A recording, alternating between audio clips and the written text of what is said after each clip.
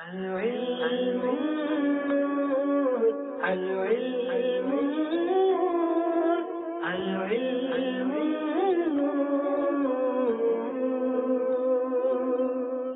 دن کا روزہ رکھنے سے متعلق نبی کریم علیہ الصلوۃ والسلام کا کیا فرمان صحت نشان ہے؟